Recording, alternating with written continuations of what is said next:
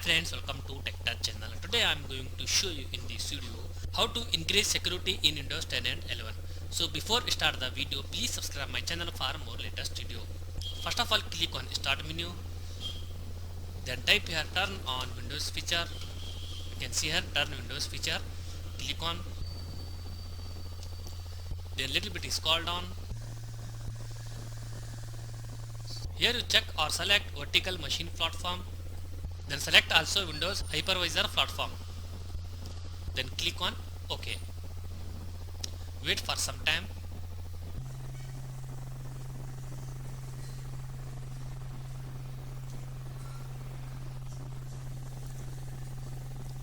Then close it.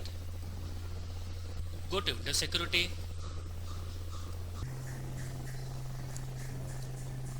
Click on Device Security. Click on Core Isolation Details. Turn on or enable this option. Wait for some time, then restart your PC. Fix your problem. So in this way, fix this problem. Thanks for watching, friends. Hope you like this video. If you like this video, please like, share, and don't forget to subscribe my channel.